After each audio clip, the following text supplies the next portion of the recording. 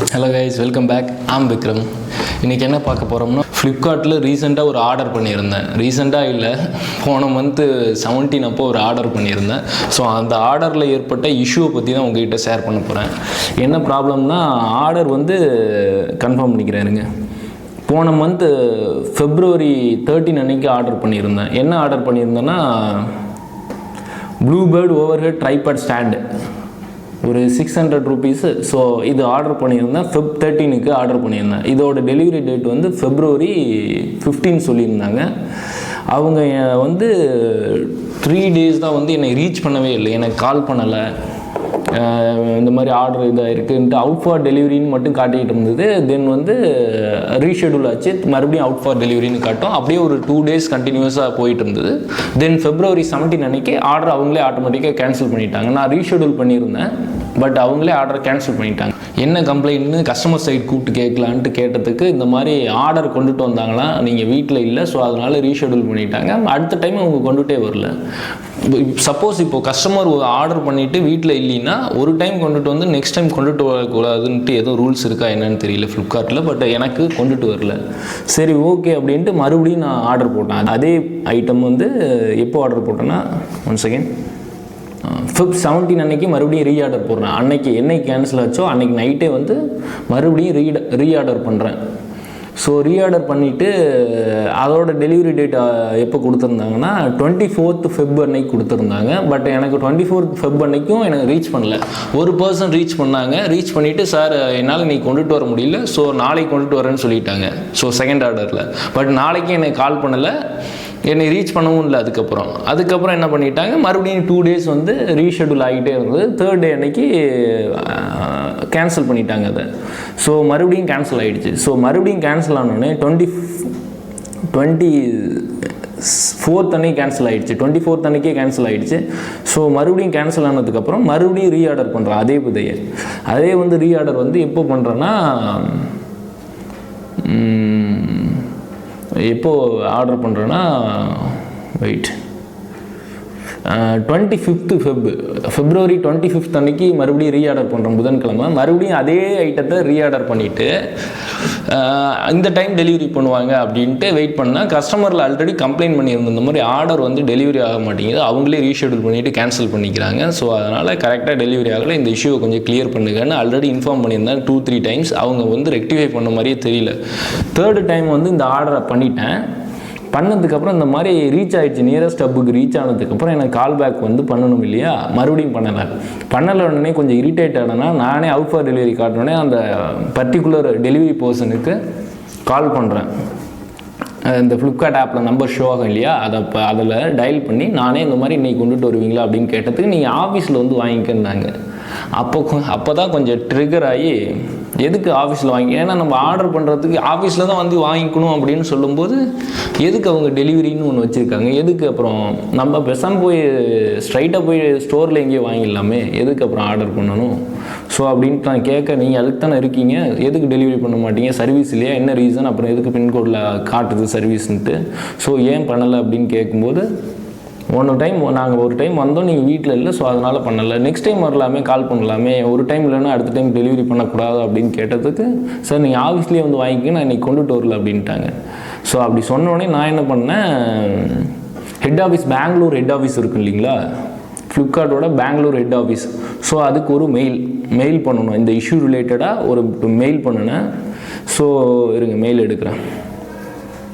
என்ன பண்ணியிருக்கேன்ட்டு உங்களுக்கு சைடில் ஷோ பண்ணுறேன், இதில் தெரியாது க்ளோஸ்அப்பில். ஸோ இந்த இடத்துல ஷோ பண்ணுறேன், நீங்களே படித்து பாருங்கள்.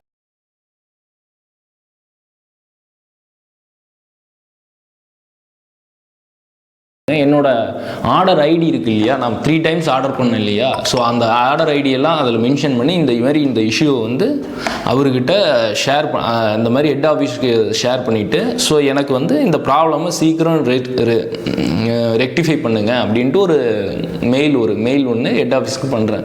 அது எப்போ பண்ணுறேன்னா, March 5 அன்னைக்கு பண்ணுறேன். March 5 அன்னைக்கு பண்ணதுக்கப்புறம் அவங்க பிரான்ச் மேனேஜரை ரீச் பண்ண 2 time ட்ரை பண்ணேன். அவரோட ஆஃப்டர்நூன் ஷிஃப்ட்டு எனக்கு கொஞ்சம் ஒர்க் இருந்துச்சு, நான் ஒரு டைம் போயிட்டு அவங்க ஆஃபீஸ் எங்கே இருக்குன்னு எக்ஸாக்டாக தெரில. ஸோ வந்துட்டேன்.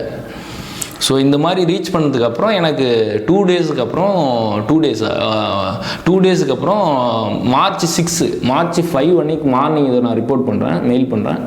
மார்ச் 6 அன்னைக்கு ஒரு 10:30 11க்கு ஒரு கால் வருது. அவங்க மேனேஜர் கூப்பிட்றாங்க, இந்த மாதிரி இந்த இஷ்யூ இருக்குதுன்ட்டு இதை நீங்கள் 2 டைம் கால் பண்ணி ஏன் இந்த இஷ்யூ சொல்லலை அப்படின்னு சொன்னாங்க. நான் அதுக்கு தான் கூப்பிட்டு சரி நேரில் வந்து பார்த்துக்கலான்னு இந்த மாதிரி இது பண்ணியிருந்தேன் சார். ஸோ எனக்கு இந்த மாதிரி டெலிவரி ஆகலை, உங்கள் டெலிவரி பர்சன் யாரும் எனக்கு காலும் பண்ணல, அவங்களே ரீஷெடியூல் பண்ணி அவங்களே கேன்சல் பண்ணிட்டாங்க இந்த ஆர்டர் அப்படின்னு சொன்னதுக்கு. ஸோ ஓகே இந்த டைம் வந்து ஆஃபீஸில் வாங்கிக்கன்னு அவரும் சொன்னார். ஸோ நான் எதுக்கு வாங்கணுன்ட்டு அவரு கூடயும் இந்த மாதிரி ஆர்குமெண்ட் போயிட்டு இருந்தது, ஒரு 10 மினிட்ஸ் ஆர்குமெண்ட். ஸோ அதுக்கப்புறம் என்ன பண்ணாங்க, ஹெட் ஆஃபீஸில் நீங்கள் கூப்பிடுவாங்க, நீங்களே பேசிக்கிங்க அப்படின்னு சொல்லிட்டேன். சொன்னதுக்கப்புறம் எஸ்டர்டே மார்ச் 6 அன்னைக்கு எஸ்டர்டே ஒரு 8:30க்கு ஈவினிங் கூப்பிட்டு இந்த மாதிரி பர்சனல் நம்பர் கேட்டுட்டு 8:30க்கு அவங்க ஆஃபீஸ்லேருந்து ஒரு பர்சன் அந்த என்னுடைய ஒரு பார்சல் மட்டும் கொண்டுட்டு வந்து வீட்டில் கொடுத்துட்டு போனாங்க நேற்று.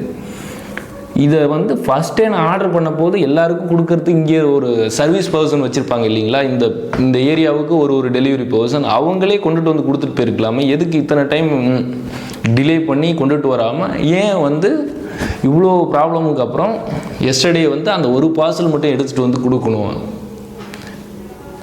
இவ்வளோ எஃபர்ட் போட்டு அந்த பார்சல் வாங்கணுன்ட்டு என்ன நீடு வாங்கணுன்னா அப்புறம் எதுக்கு இவ்வளோ எஃபர்ட் போட்டு ஒரு கஸ்டமர் அந்த பார்சல் வாங்கணுன்னா என்ன சர்வீஸ், அவ்வளோ புவரான சர்வீஸ் வச்சுருக்காங்க.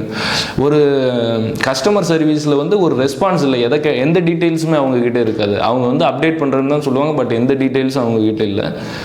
நான் பர்சனலாக மெயில் பண்ணதுனால இந்த இஷ்யூ வந்து உடனே எனக்கு மெயில் பண்ணி அடுத்த ஒரு 36 ஹவர்ஸ்லேயே எனக்கு இந்த ப்ராப்ளம் சரியாயிடுச்சு. ஏன்னா எல்லாராலையும் இதெல்லாம் பண்ணிக்கிட்டு இருக்க முடியாது ஃபர்ஸ்ட் ஆஃப் ஆல். அதேமாரி இதில் எனக்கு ஒரு 2 விஷயம் இந்த ப்ராப்ளம் ரிலேட்டடாக எனக்கு ஒரு 2 விஷயம் மட்டும் கேட்கணும்னு தோணுது. ஃபஸ்ட்டு விஷயம் என்னென்னா, எல்லாராலையும் வந்து இதே மாதிரி மெயில் பண்ணி அவங்களோட ப்ராப்ளம் இஷ்யூவை வந்து ஃப்ளிப்கார்ட்டுக்கு ஹெட் ஆஃபீஸுக்கு கன்வே பண்ண முடியாது.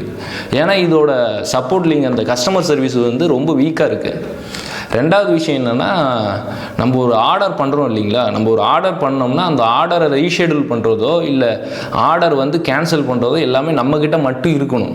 ஓகேங்களா, ஃப்ளிப்கார்ட் டெலிவரி பர்சனே வந்து அவங்களே ரீஷெடியூல் பண்ணுறதோ எப்படின்னா, அவங்களே ஆர்டர் எடுத்துகிட்டு வருவாங்க. சப்போஸ் அவங்க வர முடியலைன்னா அவங்க நம்மளுக்கு கூப்பிட்டு இன்டிமேட் பண்ணாமலே அவங்களே ரீஷெடியூல் போட்டுட்டு அவங்க போட்டு ஆர்டர் ஆஃபீஸுக்கு கொண்டுட்டு போகிற ஆப்ஷன் வந்து இருக்கக்கூடாது. ரீஷெடியூலு கேன்சல் வந்து நம்ம மட்டும்தான் பண்ணுற மாதிரி இருக்கணும். ஏன்னா வந்து இது வந்து அவங்களே கேன்சல் பண்ணலான்னா அவங்களே இப்போ அது மாதிரி தான் ஆச்சு. 3 டைம்ஸ் ஆர்டர் பண்ணி அவங்களே ரீஷெடியூல் பண்ணி அவங்களே கேன்சல் பண்ணிட்டாங்க. நம்மளை வந்து ரீச் பண்ணாமலே அவங்களே ரீஷெடியூல் பண்ணிட்டு போகிறாங்க. ஸோ இதில் இந்த ஆப்ஷனில் என்ன யூஸ் இருக்குது? நம்ம பர்டிகுலர் பர்சனோட கன்சர்ன் இல்லாமலே அந்த ஆர்டரை வந்து ரீஷெடியூல் பண்ணி அந்த ஆர்டரை கேன்சல் பண்ண முடியும்னா இந்த ஆப்ஷன் வந்து ரொம்ப புவராக இருக்குது. இந்த ஆப்ஷன் வந்து ஒரு கண்டிப்பாக ஒஸ்டான ஆப்ஷன். இதை மாற்றியே ஆகணும். மாற்றலைன்னா இந்த மாதிரி இஷ்யூ நிறைய ஆல் ஓவர் இந்தியா நிறைய இடத்துல நடக்கும்னு நினைக்கிறேன். ஸோ இந்த இஷ்யூ வந்து எனக்கு நடந்துச்சு. ஸோ இதை நான் எப்படி சால்வ் பண்ணேன் அப்படிங்கிறத உங்ககிட்ட ஷேர் பண்ணலான்ட்டு இந்த ஒரு சின்ன வீடியோ தான். ஸோ மறக்காமல் சேனலையும் சப்ஸ்கிரைப் பண்ணி வச்சுக்கோங்க. அப்புறம் அந்த பார்சல் உங்ககிட்ட காட்ட மாட்டேன். வெயிட்.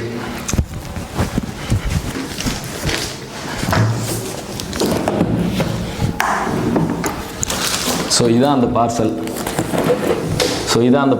600 ரூபீஸுக்கு வந்த ட்ரைபேடு.